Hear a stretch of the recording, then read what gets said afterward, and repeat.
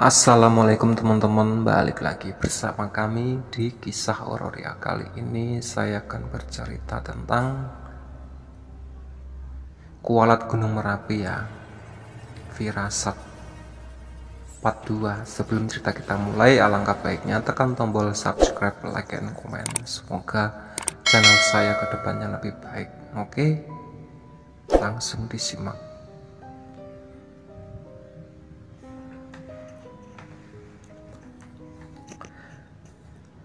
Terpaksa kami berjalan kaki sejauh 3 km, hitung-hitung sebagai pemanasan sebelum muncak. Kalian tahu sendiri betapa sedihnya uang saku seorang pengangguran. Uang kita pas-pasan, bisa makan satu porsi nasi kucing di angkringan, itu pun sudah bahagia luar biasa. Tidak tahu kalau Ega, dia yang berapa kali menunjukkan sikap yang tak elok. Apa dia bisa mengerti apa yang aku dan teman-temanku rasakan?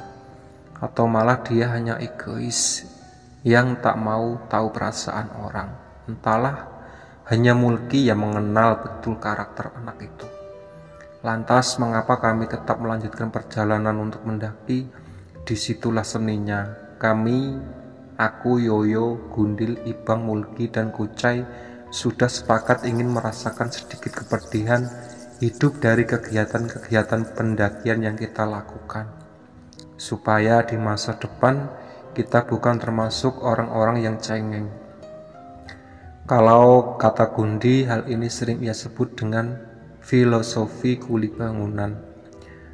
Surya dari ufuk timur sudah bersiap akan menjalankan tugasnya. Udara panas khas kota Jogja perlahan mulai menggerayangi kulitku.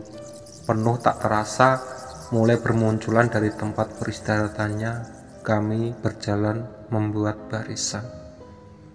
Gundil berada paling depan karena menurutku dialah yang paling tahu jalanan kota. Diikuti Yoyo, Kucai, dan Mulki yang memilih berjalan bergandengan dengan kekasihnya. Sial, terus saja mereka pertontonkan kemesraan. Aku yang jomblo bisa apa? Di belakang sepasang kekasih yang sedang dimabuk cinta itu ada si anak benggal yang dari semenjak turun dari kereta tak henti-hentinya ia menghisap rokok sampai oksigen kuhisap bercampur dengan asap yang ditimbulkan darinya. Di belakangnya diikuti oleh Ibang dan aku berjalan berdampingan. Sampailah kita di ujung gang yang memotong jalan tukangan menuju jalan Abu Bakar Ali. Pelang bertuliskan Jalan Hansip Karno Waluyo terpampang menyambut kedatangan kami di ujung gang. Jembatan rel kereta api menghiasi pandanganku, mengingatkanku dengan jembatan rel api yang ada di dekat stasiun Bandung. Gundil mengambil arah kiri, berjalan mengitari sebuah sungai. Masih lama bang, terdengar jelas teriakan Ega yang tepat berada di depanku. Gundil hanya memberi acungan tangan, lalu telunjuknya ia arahkan ke depan, tanpa menoleh ke arah Ega. Memberi isyarat kalau mungkin sebentar lagi sampai di Malioboro. Perlahan tapi pasti kami terus berjalan menyusuri jalan yang banyak sekali persimpangan. Aku tak yakin akan hafal dengan satu kali kunjungan jika melihat banyak persimpangan seperti ini. Di Bandung pun sampai saat ini aku masih sering salah mengira jalan jika bertemu dengan persimpangan. Mungkin itu sebagian kecil dari risiko kota besar. Kami menyeberang untuk berjalan di samping kanan jalan, melewati sebuah bangunan yang dihiasi dengan banyak tangga dan motor-motor terparkir di dalamnya. Woi, ini keren, parkiran keren. Aku sudah tidak sabar ingin melihat seperti apa penampakan Malioboro yang melegenda itu. Tak afdol rasanya kalau kita ke Yogyakarta, kita tidak mampir ke Malioboro. Itu kata teman-temanku yang sudah pernah melancong ke Jogja. Kulihat Gundil sedikit berlari meminta semua berkumpul di dekat sebuah pos polisi ada di sebelah kanan jalan. Sini, dari jauh Gundil memanggilku agar mempercepat langkah menghampirinya. Lihat tuh, Aku memutar pandanganku menurut arah yang ditunjuk Gundil. Bertulis di plang berwarna hijau, Jalan Malioboro dengan aksara Jawa di bawahnya. Oh, ini Jalan Malioboro itu, Dil. Dengan nafas yang sedikit terengah, Gundil hanya menganggukkan kepalanya. Aku takjub dengan apa yang sering aku lihat di gambarnya di internet. Kita terhampar jelas di depan mata. Mungkin aku akan betah berlama-lama berada di sini. Mulki dan Desi berinisiatif sendiri menghampiri plang legendaris itu. Mereka saling potret satu sama lain. Lagi-lagi mereka mempertontonkan kemesraan. Bodoh amat, pikirku. Aku lebih baik duduk sejenak sambil melihat-lihat pemandangan klasik di sekitaran sana.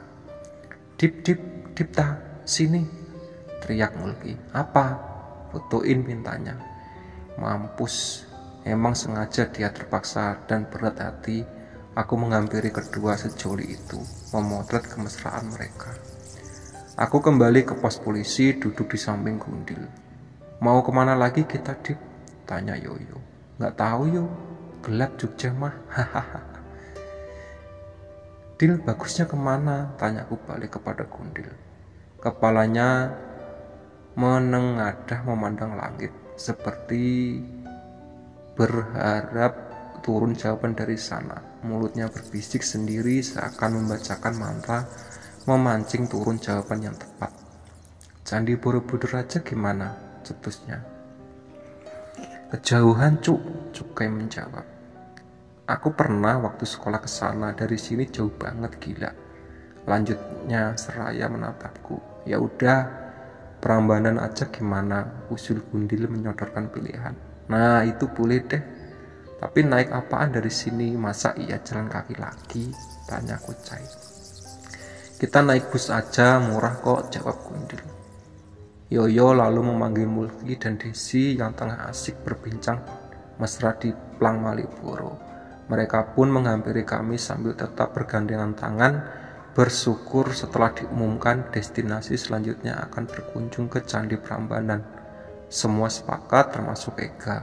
Lalu kami semua memutuskan untuk langsung bergerak menuju halte Malioboro. Naik bus apa kita, Dil? Tanyaku. Gundil celingak-celinguk mencari kendaraan yang ia maksud. Nah itu, Gundil menunjuk sebuah bis kendaraan seperti bus.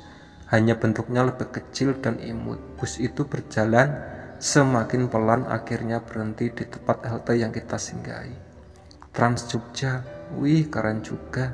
Jogja punya ginian.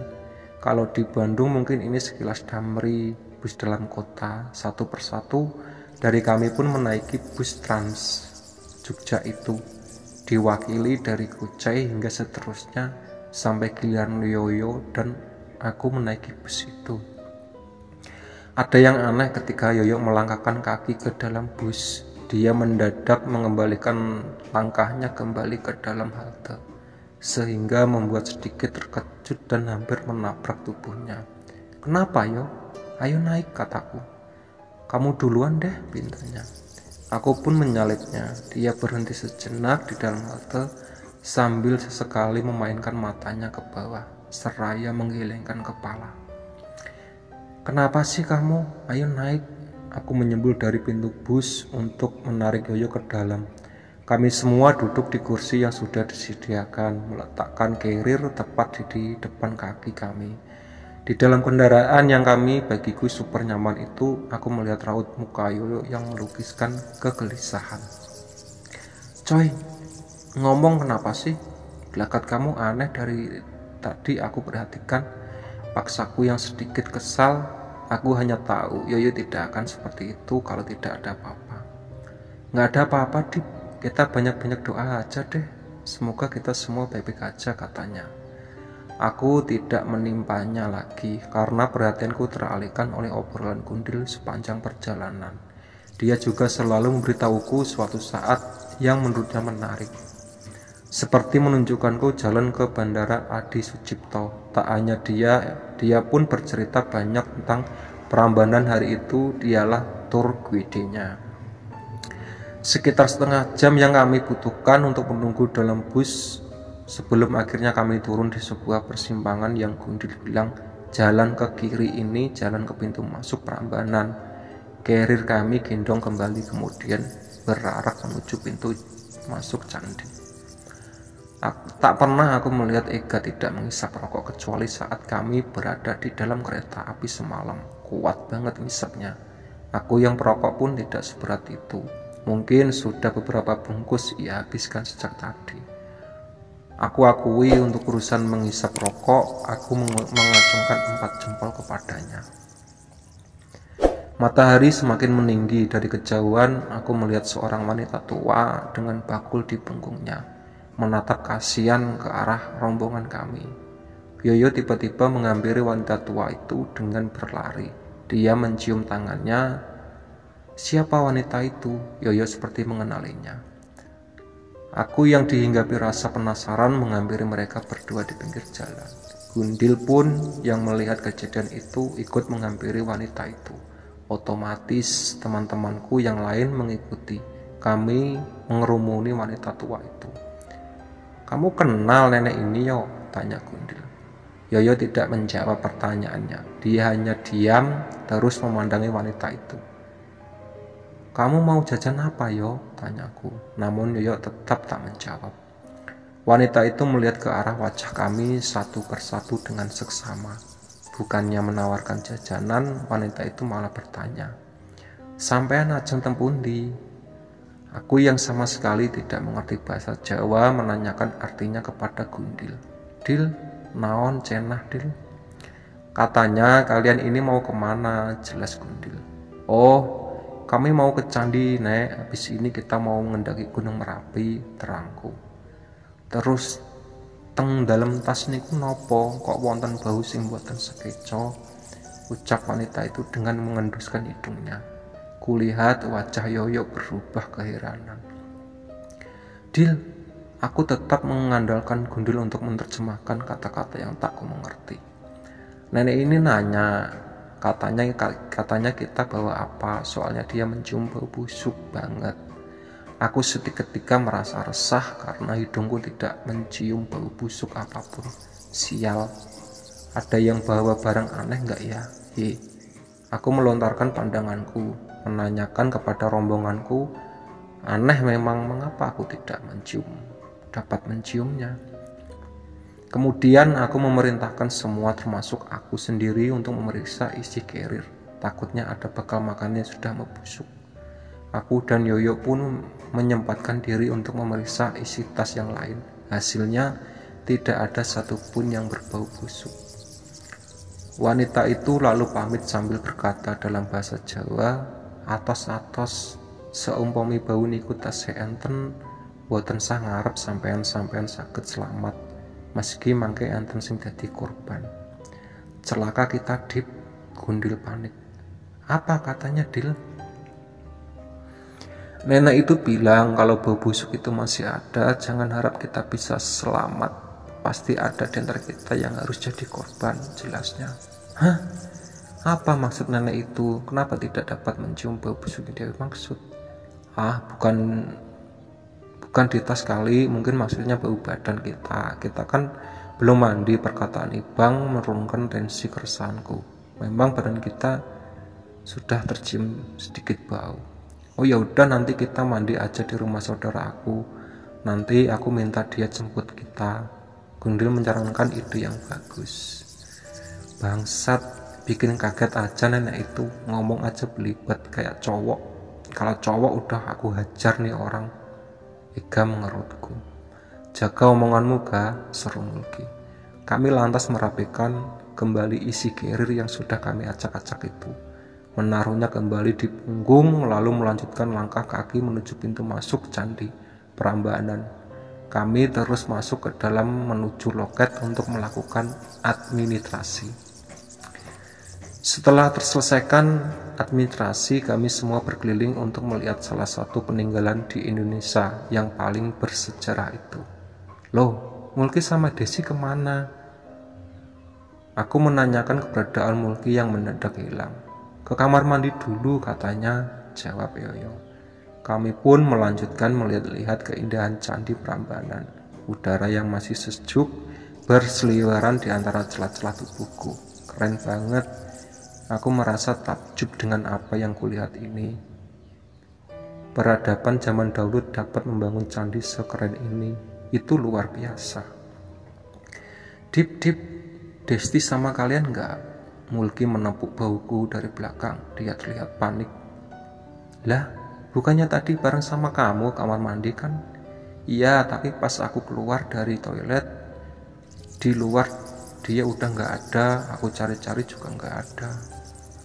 Aku berusaha untuk menenangkannya. Lagi-lagi Ibang menghibur dengan mengatakan dia lagi-lagi lihat di tempat lain. Mungkin Mulki tetap tidak bisa tenang. Dia terus memanggil-manggil nama Desti sampai hampir meneteskan air mata. Aduh, kalau hilang beneran, aku mau bilang apa ke bapaknya? Udah mending sekarang kita berpencar aja nyari Desti. Saranku langsung disetujui oleh Mulki. Semua berpencar, apapun yang terjadi kita harus menemukan Desti. Dan setiap 1 jam kita wajib berkumpul di dekat patung tulisan Prambanan untuk mengabarkan info terakhir pencarian Desti. Aku memilih untuk melakukan pencarian ke area kamar mandi karena aku yakin Desti masih tidak jauh dari berada di sana. Aku mencari ke setiap sudut dan hampir berulang kali aku memeriksa sudut yang sama, akan tetapi hasilnya masih nihil. 1 jam sudah aku berkutat di area itu. Ini waktunya untuk berkumpul di titik yang sudah aku tentukan sebelumnya. Siapa tahu di antara temanku sudah ada yang menemukan Desti. Aku berharap insting seorang Ibang yang kuat dapat mendinginkan suasana. Aku bergegas menuju titik kumpul, namun dari kejauhan kulihat wajah teman-temanku itu masih tampak lesu. Gimana, udah ketemu? Tanyaku memastikan, tapi semuanya kompak menggelengkan kepala. Kita cari lagi, keburu siang nih. Desti harus ketemu, pintaku. Sekarang aku berencana untuk mencari Desti ke area utama Candi Prambanan. Instingku yang lebih kuat memintaku untuk mencari di sana. Entah kenapa kali ini aku merasa yakin akan menemukan Desti di sana. Aku mempercepat langkahku masuk ke area candi. Ku naiki tangga menuju area itu dengan secepat kilat. Tanpa ragu, aku langsung melesat menuju candi siswa. Aku tidak mau terlalu lama berada di sini karena aku ingin menghemat tenaga untuk pendakian Merapi. Ku naiki kembali tangga yang menjadi akses ruangan utama candi. Semakin atas aku menaiki tangga. Woi Dip, kamu nyari kesini juga? Ibang mengagetkanku. Ternyata insting kuat Ibang pun menuntunnya ke tempat yang sama. Semakin atas kita menaiki tangga. Samar aku melihat sepasang kaki yang dibelut dengan celana jeans dan sepatu yang tak asing bagiku. Tempat di samping kaki itu juga terdapat sebuah carry yang tak asing. Itu Desti, ucap Ibang. Aku mencoba untuk memanggil namanya, namun Desti tetap diam tak menoleh sedikit pun. Aku lihat pandangannya terus menatap wajah patung Siwa di ruangan yang lembab itu. Aku dan Ibang mencoba untuk mendekatinya. Aku sedikit terheran karena tatapan Desti ternyata kosong. Dia hanya berdiri mematung seperti tersihir oleh sesuatu yang membuatnya takjub. Ku coba untuk menggoyahkan tubuhnya, namun tak ada respon sama sekali. Bang, bawa carrier-nya bang. Aku terburu-buru menggotong paksa tubuh Desti. Ada yang tidak beres. Kenapa Desti bisa seperti ini? Benakku dihujani pertanyaan. Pandangannya masih kosong meski Desti sudah ada dalam pangkuanku. Matanya seketika tertutup, tubuhnya seketika bertambah berat ketika kakiku sepenuhnya menyentuh lantai dasar area utama candi. Aku berusaha untuk tetap tenang karena takut ada apa-apa dengan Desti. Segera aku menghampiri titik kumpul untuk kemudian ku tidurkan kepala Desti di atas pahaku. Yang lain belum menunjukkan batang hidungnya. Setelah jam sudah, aku dan Ibang menunggu temanku yang lain dengan keadaan Desti yang masih pingsan. Dari kejauhan teman-temanku itu berlarian menghampiriku. Jelas Mulki sangat panik melihat kekasihnya berdetak lemas. "Dia kenapa, Dip?" tanya Mulki. "Nggak tahu, aku sama Ibang tadi nemuin dia di dalam ruangan Candi Siwa." Tatapannya kosong. "Yuk, minta kayu putih yuk," pintaku kepada Yoyo. Semua peralatan P3K ada dalam carrier-nya. Tanpa pikir panjang, Yoyo langsung segera melepas carrier-nya dan menyodorkanku sebotol kayu putih. Tiba-tiba sebuah tangan langsung menyabet botol kayu putih itu dan disodorkan Yoyo kepadaku. Sepertinya Mulki ingin mengambil alih menciumnya kayu putih itu ke hidung kekasihnya, agar Desti cepat tersadar. Syukurlah tak butuh waktu lama lagi Desti untuk siuman. Matanya terbuka sedikit demi sedikit dan menoleh ke sana kemari seperti keheranan. Ia seketika bangkit dan bilang, "Orang-orang tadi mana?" "Orang-orang apa?" Mulki langsung menyerobot. "Orang-orang kerajaan, mereka pakai baju kerajaan sambil bawa sesaji," jawab Desti. Udah, kita keluar aja yuk," seru Yoyo. "Katanya saudaranya kamu udah di jalan mau jemput kita, Dil," lanjutnya bertanya kepada Gundil. "Iya, aku telepon dulu ya, siapa tahu udah dekat," jawab Gundil. Aku masih kebingungan apa yang sebenarnya terjadi di lihat Desti. Apa mungkin dia berhalusinasi? Ribuan tanya semakin menghujam isi kepalaku. "Udah deket katanya, ayo kita keluar," ucap Gundil. Kami semua bergegas pergi keluar area candi menuju pintu masuk. Menurut Gundi, saudara yang bernama Mas Irwan akan menjemput di depan pintu masuk. Desti dipopong oleh Mulki, sedangkan carrier-nya dibawa oleh Ibang sang pendekar dari daerah Dagu. Tidak ada kata yang terucap dari kami semua ketika berjalan menuju pintu masuk. Mungkin kami masih sedikit shock dengan pengakuan Desti, karena selama ini para lelaki berada di sana, kami tidak melihat satu orang pun yang mengenakan baju kerajaan. "Tuh mobilnya," Gundil menunjuk sebuah mobil Avanza berwarna hitam. Kami semua langsung bergegas masuk ke dalam mobil.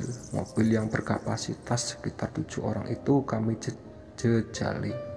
Meskipun harus berbagai celah dengan carrier, kami dibawa oleh Mas Irwan meninggalkan Candi Prambanan menuju rumahnya di kota Solo. "Itu temanmu yang cewek kenapa, Gun?" tanya Mas Irwan kepada Gugun Dirgantara alias Gundil. "Habis pingsan, Mas, katanya tadi lihat banyak orang berpakai baju kerajaan di Candi Prambanan," jelas Gundil. Sebenarnya aku masih penasaran kepada sosok wanita tua yang dihampiri oleh Yoyo, seperti seorang yang sudah ia kenal. "Yo, wanita tua itu tadi siapa sih? Kayaknya kamu kenal." "Itu Mbok Ira, berapa kali aku pernah ketemu kalau pas muncak Merapi," jawabnya. Pantas saja ternyata Yoyo pernah bertemu dengan wanita itu. "Itu orang gila ya, Bang?" Tiba-tiba Ega menyela. Kampret, sikap sama mulut kamu bisa dijaga gak sih?" Ibang mulai meradang. Aku diemin karena aku masih menghargai isi dipta sama si Yoyo kesini. Kalau nggak ada mereka, rahang kamu udah ketinggalan di stasiun Lempuyangan tadi. Kepalang kelerengan itu Ibang arahkan ke hadapan Ega. Slow Bang, aku kan cuma nanya, ucap Ega dengan nada sedikit ngegas. Udah Bang, udah, tahan emosi kamu, pintaku. Bahaya kalau Ibang sudah melayangkan pukulan. Dia cuma penjual jajanan biasa, jawab Yoyo dengan santai tanpa menoleh ke arah Ega. Hawa panas di dalam mobil perlahan diredakan oleh AC. Jalanan menuju ke tempat tinggal Mas Irwan terbilang lancar jaya. Enak nih kalau di Bandung kayak begini, sangat menikmati perjalanan, namun tidak dengan Yoyo, mukanya pucat dan tatapannya yang hampir kosong. Ada kresek nggak? Sepertinya Yoyo ingin muntah. Aku segera mengambil kresek yang sengaja aku simpan di saku samping carrierku. Benar saja Yoyo mengeluarkan si perutnya lewat mulut. Karena kebetulan dia belum makan, jadi keluar hanyalah cairan putih yang encer. Berhenti dulu mas, maaf, ucap Yoyo. Mas Irfan mengiyakan permintaan Yoyo, mencari titik yang pas memberhentikan mobilnya. Setelah melihat spot yang pas, Mas Irwan kemudian menyalakan lampu signal kiri seraya memperlambat laju mobilnya. Mobil berhenti di pinggir jalan yang tak jauh dari sebuah selokan. Yoyo langsung bergegas dari keluar mobil dan mengeluarkan isi perutnya. Sebagai sahabat, aku berinisiatif membawakan minyak angin untuk meredakan rasa mualnya. Kok kamu mabuk, Yo? Aku tahu Yoyo bukan orang yang suka mabuk kendaraan. Gak apa-apa, ayo lanjut aja, ucapnya seraya membersihkan mulutnya yang basah dipenuhi cairan isi perutnya. Kami melanjutkan perjalanan. Tak berselang lama setelah mobil melaju, Yoyo kembali merasakan mual. Terhitung sampai 5 kali Mas Irwan harus menepikan mobilnya di tepi jalan. Padahal keadaan jalan waktu itu tidak terlalu ekstrim seperti jalan gentong yang di Garut. Udah deket kok, Mas bawa mobilnya pelan-pelan aja ya, ucap Mas Irfan. Semua orang masuk ke dalam mobil kecuali aku dan Yoyo yang masih berada di luar. Aku merasa kayak ada yang nolak perjalanan ini, makanya dari tadi aku mual-mual terus jelasnya.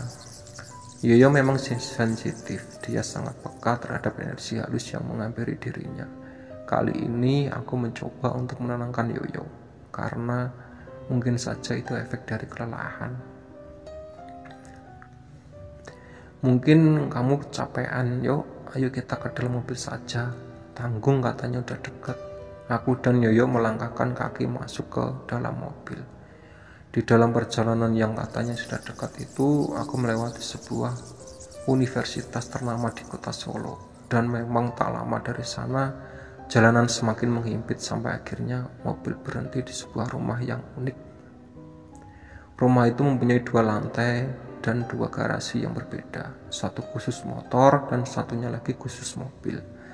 Tepat di seberang rumah itu terdapat lahan kosong yang ditanami banyak pohon pisang.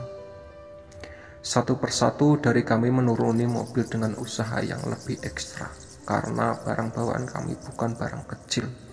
Desti masih dibopong oleh Mulki. Yoyo pun sekali masih menghela nafas panjang dengan minyak angin di tangannya. Ada apa dengan perjalanan ini? Firasatku mulai sedikit tidak enak. Tapi itu aku kubur dalam-dalam dan memaksakan diriku untuk selalu berpikiran positif. Ya kenapa? Desti menoleh ke belakang. Kenapa apanya sayang? Tanya Mulki. Itu tadi ada yang manggil nama aku yang. Kami semua saling pandang karena tidak ada di antara kami bertujuh yang memanggil nama Desti. Apalagi Mas Irwan. Dia sudah mendahului kami masuk ke rumah. Dan dia belum mengetahui sama sekali nama kekasih Mulki itu. Oke ya, itu tadi cerita dari Kualat Gunung Merapi, Firasatku part 2 ya.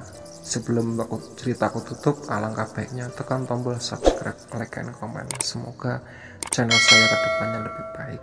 Oke, assalamualaikum warahmatullahi wabarakatuh. Bye bye.